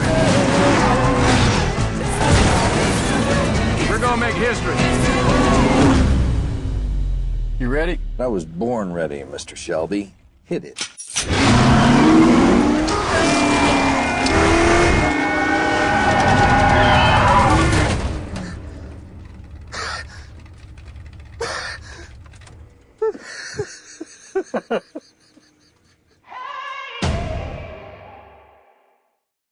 Yeah, like the. I do like Enzo Ferrari was like always in the the penthouse. Like the driver for the Ferrari, like Christian Bale even like mean mugs him. It's just like there's instantly bad blood for no good reason. Like it's just they're just competitors. Which I'm happy that they set that up early on in the film with that interaction of them trying to buy Ferrari and and telling him like that they're basically all their executives are incompetent sons of whores. Like, yeah. But I do like. And he called too, you fat, sir. Yeah. He added the extra stuff to it to make it more personal. Yeah. It was awesome. Tracy Letts is good in the movie. The scene where he just breaks down after going in that fast ride. I had no idea. I remember, Dad. I remember when I looked up the trivia for the movie, it said that it was originally written to be more of an ensemble kind of film, and I think that comes across a lot in the first act. It does, and yeah, because what's his name? The Punisher kind of disappears in the third act. Oh, Iacocca, yeah. That's what I said on Twitter. Yeah, he kind of disappears, but again, like, but it's I mean, that's his role. His role has been. What would you do with him at that point anyway? He facilitates his role. Yeah, it's not like you need him like throughout the entire thing. I mean, like once Josh Lucas takes over in his douchebag role, like I mean, then you don't really need Barenthal's backup. Like we just need to know that Josh Lucas is an asshole. Which, by the way, I'm glad he's still alive and still being a douchebag on screen all these years later. But yeah, no, I actually really love Damon in the movie. Like Bale's really good, but when you get to that. Like in literally the last 10 minutes, there's just stuff that Damon's doing that was just like, man, he's just like working really well in every aspect of this, and it's like it's fucking phenomenal. It is an interesting storytelling element. I mean, they set up spoilers for real life. Miles' death. I mean, the one pit crew guy has a conversation with his son about he got out. I mean, sometimes they don't get out, and I thought it was an interesting choice to not. Like really glorify his death. You know, you see it in the distance, and that's kind of set up throughout the whole movie. Anytime there's an accident, you never really saw the accident. You know, at Le Mans, it was always the car would flip and then they keep driving. Yeah, and you'd like see the smoke from like, you know, the stands or whatever. And they didn't glorify it, so you know you weren't 100% sure right away if he died. And then they had there was a great scene where Shelby is selling cars. And, you know, they want him to go out and say, hey, thanks for buying these expensive cars. He says, why? It doesn't matter. Just sell him the fucking cars is basically what he's saying. And he hasn't come to grips with it. And that scene at the end where Damon's talking to the little boy is really, really good. I have to admit, I did not know what happened to Ken Miles in real life. So when that scene when the scene where he is in the crash and he dies, as we find out later, I was like, whoa, what the hell just happened? And then that scene where Carol Shelby's just, you know, in the office and they're talking to him, and I'm like, what happened? Like, is Miles in like a coma or is he dead? Like, what happened exactly? And, you know, of course they pretty much tell you like he died 6 months ago and you have to let it go now. And it's like, you know, Shelby can't move on from it. Yeah, you know, it's just I thought a really interesting choice as a filmmaker too, because Mangold, he shows like the breaks a little bit, and the last shot of Christian Bale is just him going, oh, something's not right. It's not like, you know, there's not this panic. His character doesn't panic. No, that's what I mean. Like, it's so he lulls you into that false sense of security that he's going to be okay. Plus, you already think the movie's like the devastating part of the movie is that he got cheated out of a first place win by Ford. And then you think, oh, well, yeah, they're going to go right off in the sunset. And I didn't know his story. So I'm just thinking like, oh, the movie's going to end here. They're going to try to do more races and it's just going to fade to black. And then he dies and there's like, where are they going to go for? Like, they're going to end on this note? Like, holy shit! I appreciate how because that choice that Damon makes in the office to kind of not flip out, but just kind of vent.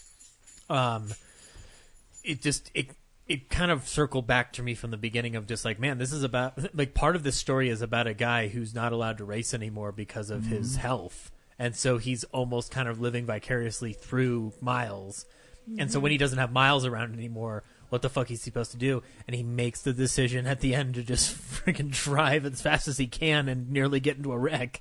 Well, he does that at the beginning too, where he's told he can't race anymore. He's like, I don't care. Yeah, exactly. But like, but that's what hits him so hard is like he realizes like I used this guy to get what I wanted. Exactly. Like, because he's feeling that distance and that's why it's actually a beautiful choice to put that same speech from the beginning into that moment right before Miles dies.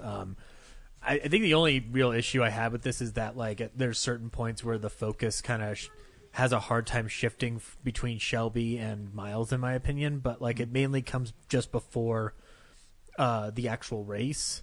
But it's like a small section of it, and then seem to kind of kick back in after that. But Me in those things, I actually kind of appreciate it as going to so many movies from a storytelling point of view, where you expect him like, hey, he's going to drive in Le Mans, and then he has to wait a year and prove himself.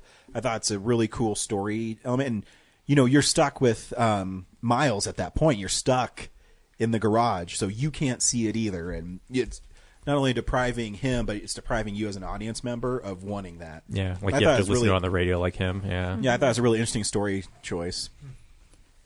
There's that great shot of while he's doing that, and they have the shadows of the cars, like they're hauling the other cars in, but it looks like they're racing in shadow behind him as he's trying to like visualize. Yeah, it's so good. Yep. I really like the sequence where Shelby locks the executive in his office and then takes Henry Ford II out in the car. He's like, the name on that steering wheel should tell you that I'm ready. Punch it or whatever. And then he about shits himself and then he starts crying uncontrollably. Tracy Letts should play businessmen of high stature in all movies so that he can immediately be torn down and do that same kind of breakdown because he's very good at it. Everybody's actually really kicking it in this movie, and Mangold did do a good job. For whatever reason, it's just like as a whole experience, I wasn't as enamored with it. But I'm sure if I rewatched it, I'd probably get more of a kick out of it. Or you'd just be wrong. What I would have suggested... I pretty much said I liked the movie, so... You need to love it. Trim the first act a little bit so that it's... No, it's perfect. No. Okay, so like internationally, the film is called Le Mans 66, and I think that's a better title for this movie. So 66, what? Le Mans 66. Okay. That's the international title. You can't sell movies in America that I way. know, They get but angry. They start screaming and kicking. It's a more appropriate film. I agree. It. Oh yeah. I don't think you need the whole name brands in the title. The fact that Bale and Damon are in this movie together is enough to sell it. Well, it's America, and America loves Ford, so they're trying to get all the gearheads into the theater. Yeah, well, I think a lot of the gearheads already know what Le Mans is, so... Well, the real ones, but there's like the casual ones who are just like America first, cars, yeah. Like Le Mans 66 probably isn't on their radar. Yeah, I would have trimmed down the first act. Maybe you kind of set up like the whole Ford is struggling financially, wants to buy Ferrari, and then I don't need the rivalry set up. I wanted this to be more of a character movie, and that's what I got in the latter half with Shelby and Miles, because this movie gives Miles a lot of time, and I appreciated that. But it also gives me a lot of time with this whole bickering thing with the Ford executives and Shelby. And you can maybe cut a little bit of that back. Focus more on Shelby and Miles, their friendship, and their car that they built together. That's somewhat fair, but I think they hung on that a little longer because they wanted you to understand that Ferrari tricked Ford. I get so that. They get to Fiat, but I think if they didn't do that, people would just think that the deal just didn't go through, like it was just a failed deal. Right, but you can take the same amount of story that they did in the first act, but just compress it. They're kind of also angling on an American epic, which I get. Like, you can do that, and I think they did it fairly well in terms of structuring it, because this is a 2.5-hour movie. It doesn't feel like 2.5 hours. It moves quick. No, but it is like 2.5 hours. But it does pack a lot of story in for that time, and still feeling as swift as it does. Like, and I think a lot of that has to do with the fact that you are watching a lot of racing sequences, which can help that time speed up. But you guys are wrong. Brad and I are right. I'm just speculating we didn't disagree with you. I'm just speculating from like an editing standpoint. I think they drug it out because they want you to feel the impact of being cheated as much as the characters in the movie. Yeah, I agree. So that's why I think it's probably it's a creative long. choice.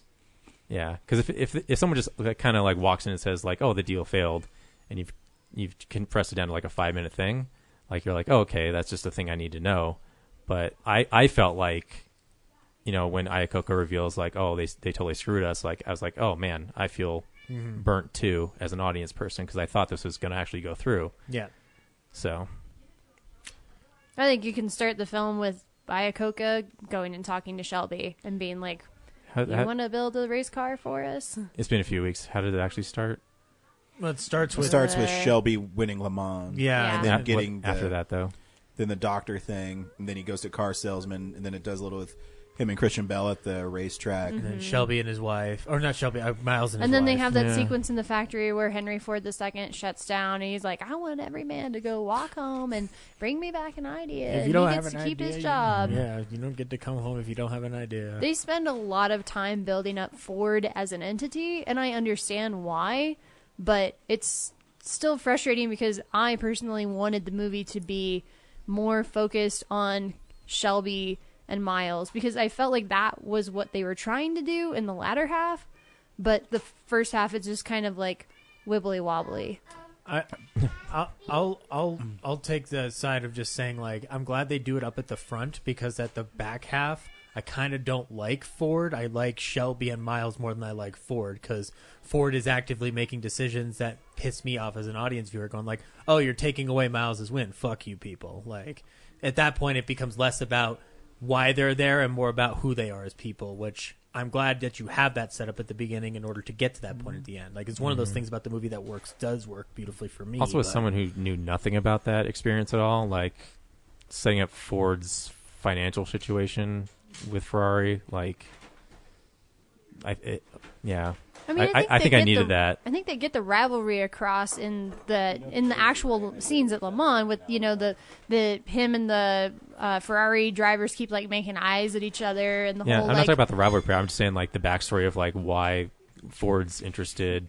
I think it's needed because it and yeah, you could do it. It adds layers to it at the end where you're like, oh, these guys are just total rich jerks. Yeah, and you need to create a sense of stakes, even though those stakes quickly disappear and become almost non-existent, because like it's not important if all three finish at the same time, but there's a good moment where Miles thinks it might be important in order to kind of learn a lesson, and then you realize that the lesson was he got fucked over by not following his instincts.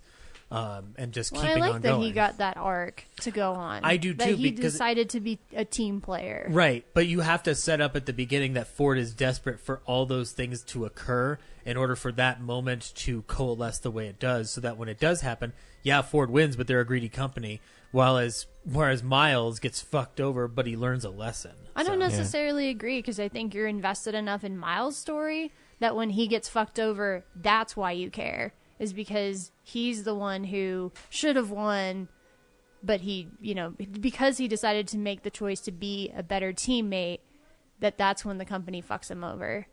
And I think that if you kept the subplot, I don't know if you'd technically consider it a subplot, with Shelby and the executive going back and forth at Le Mans, I mean, I think you get the point across that Ford is trying to tell Shelby how to run his own racing company. How to race his own car.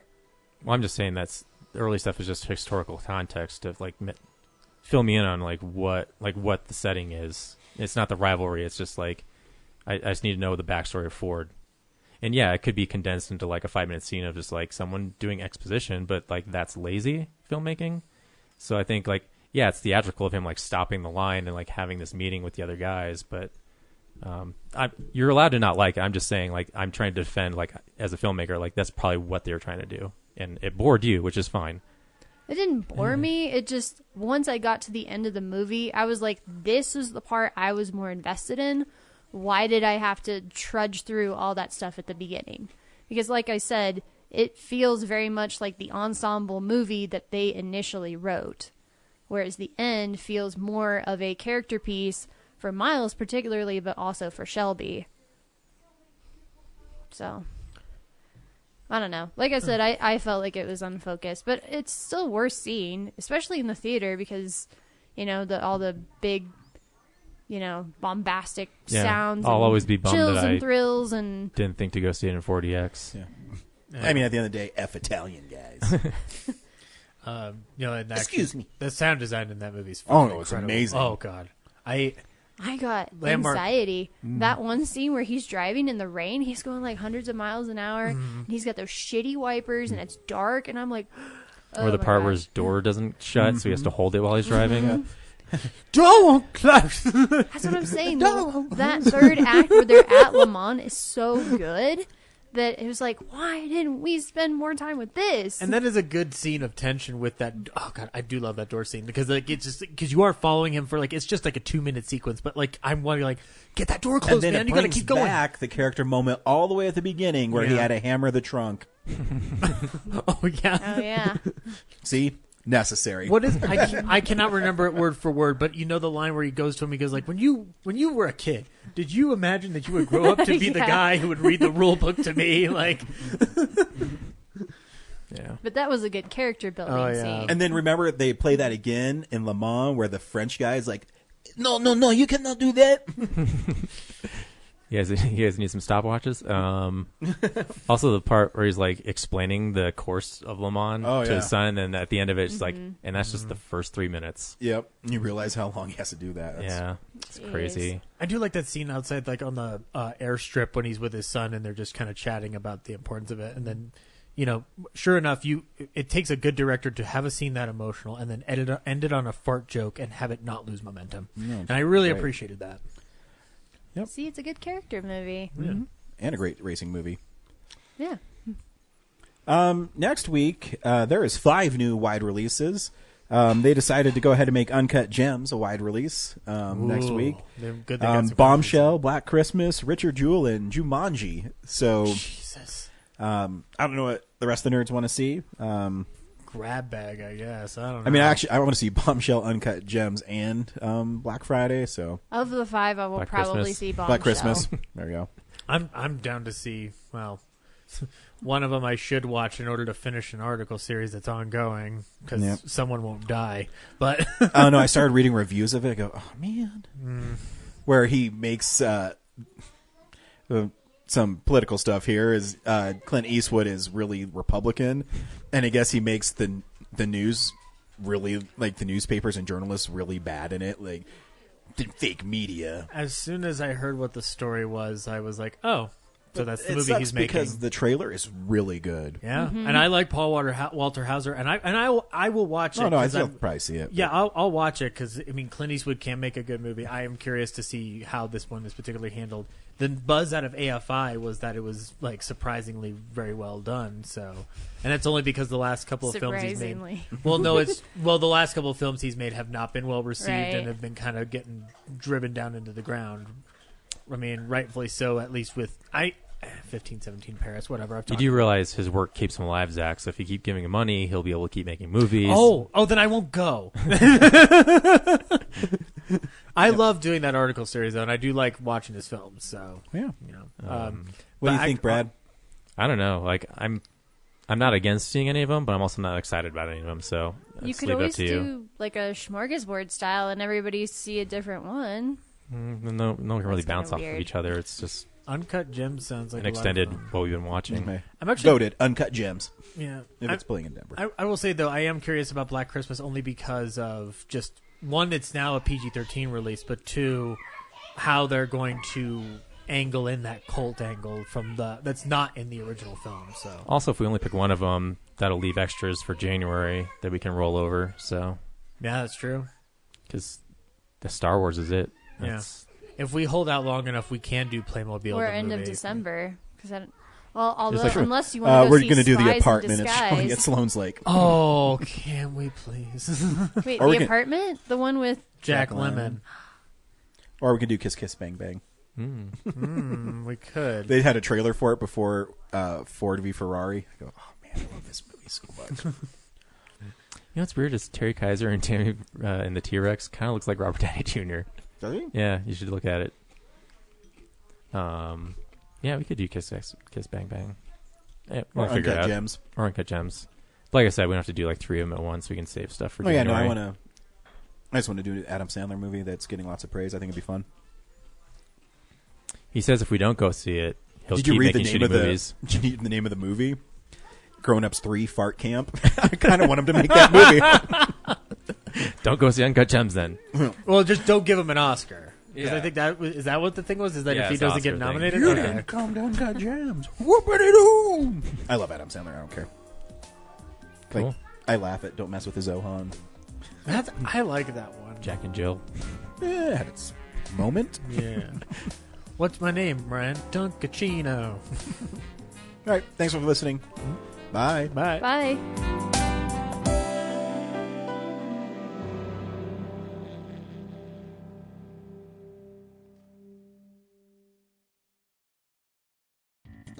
Thank you for listening to this episode of Real Nerds Podcast. Real Nerds Podcast is a production of Nebulous Visions Multimedia. Thank you to Sparks Mandrill and Plan 9 Studios for our kick-ass theme song. Also, if you're in the Denver area and you're looking for a cool place to see movies, we see them at the Alamo Draft House in Littleton and now also in Sloan's Lake. Thank you to Colorado Coins, Cards, and Comics for supplying us with all our comic needs, especially you, Andrew. You know who you are. And a big shout out to James's mom. I'm giving you an electronic hug that you can feel through the airwaves. Thanks for listening, and have a nice day.